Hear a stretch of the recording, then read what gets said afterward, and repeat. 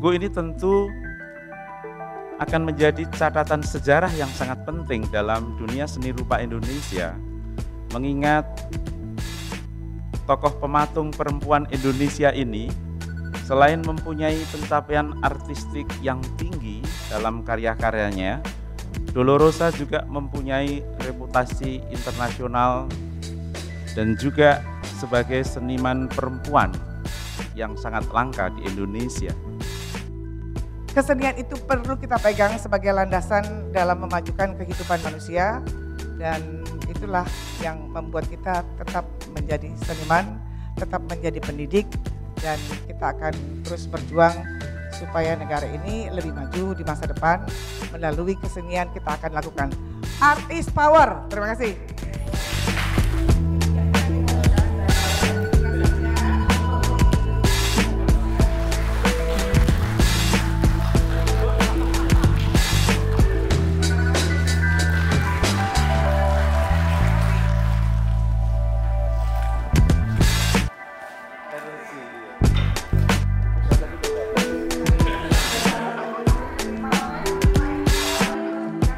Buku ini tubuh, bentuk, dan substansi dengan tema seminar seni, aktivisme, dan transformasi sosial.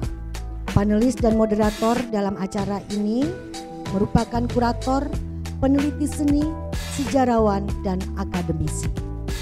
It is evident to me that Indonesia and the Philippines have to be seen as a whole.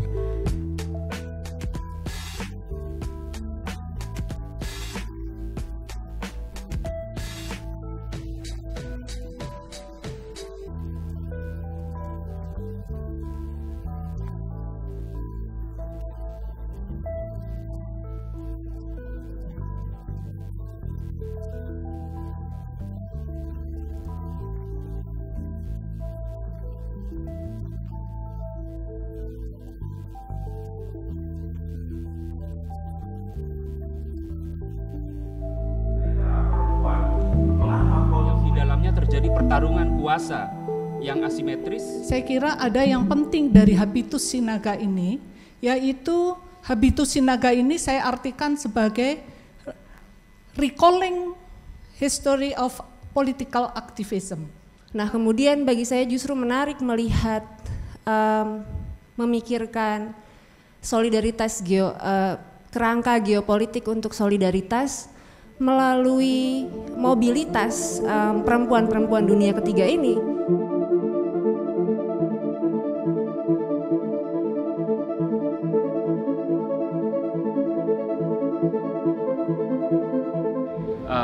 Yang saya tawarkan adalah cara memandang perjalanan Dolorosa Sinaga ini dengan menaruh Dolorosa Sinaga dalam konteks perkembangan dunianya dia. Nah, yang dimaksud dengan dunianya Dolorosa itu adalah dunia keluarga, dunia kota di mana Dolorosa pernah tinggal, dunia berupa negara Indonesia di mana dia hidup dan berkarya, tetapi juga dunia global, dunia mancanegara di mana Bu Dolo itu pernah menyumbangkan karya dan pernah sekolah seni patung.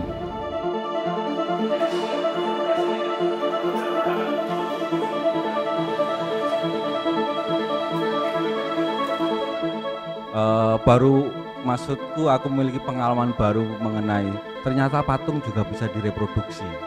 Bagaimana kita melihat elemen keaslian dalam seni reproduksi, soal kejamakan, soal otentisitas, dan soal ketunggalan, dan tentu saja soal reproduktibilitas.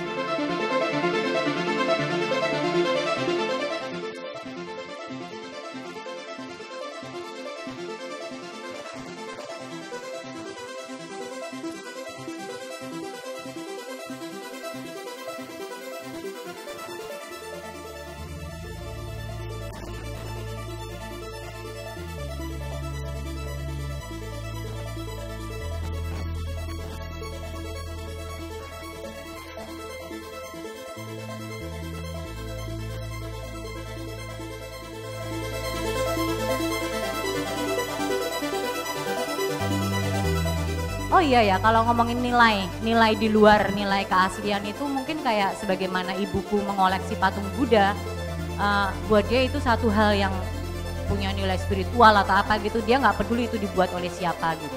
Nah, apakah kamu mau mengajak kita berekspektasi sampai ke sana?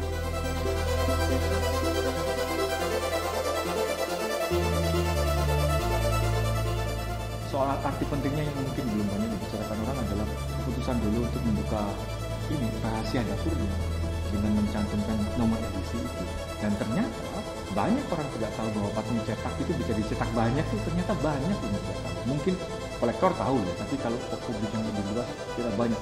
Itu menurut saya itu sebuah keputusan yang sangat berani, karena saya dan Sony sebagai editor itu tidak tahu konsekuensinya, bahkan dulu pun tidak tahu konsekuensinya.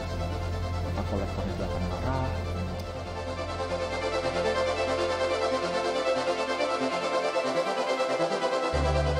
Beliau berbicara mengenai isu-isu perempuan, tetapi menggunakan material-material yang maskulin seperti logam. Di situ kita bisa lihat ada 2 tubuh sebetulnya dia ceritakan, atau bahkan lebih dari 1 tubuh yang ia ceritakan, yaitu tentang tubuh-tubuh yang dia cetak menggunakan logam itu, tapi juga bercerita tentang tubuhnya sendiri sebagai perempuan.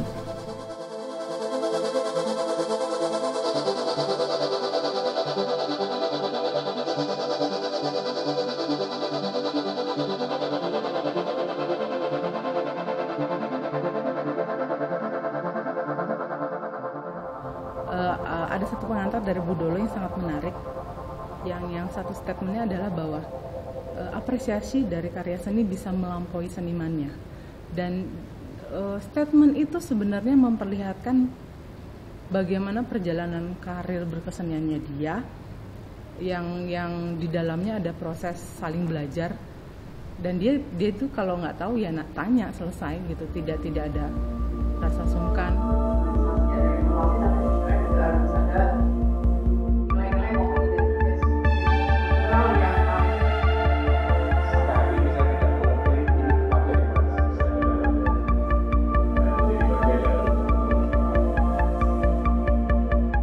Jadi pameran-pameran yang diadakan oleh lembaga budayaan khususnya di Jakarta itu menurut saya punya konteksnya dengan perkembangan sejarah seni rupa dan juga dalam konteks pembentukan identitas tentunya.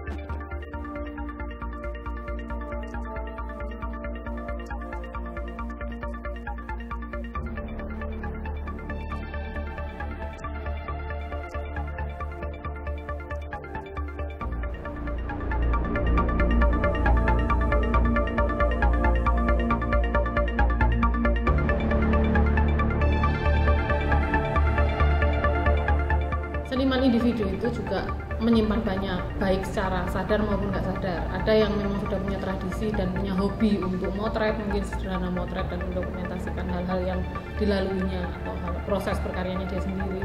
Itu dia kumpulkan sendiri. Nah, seperti yang dilakukan oleh Budolo ini, mengumpulkan sendiri atau bahkan belakangan baru kemudian secara intens mengumpulkan dan menciptakan dokumentasi dari karya-karya yang sudah lewat sepanjang jalan karir berkaryanya beliau kan.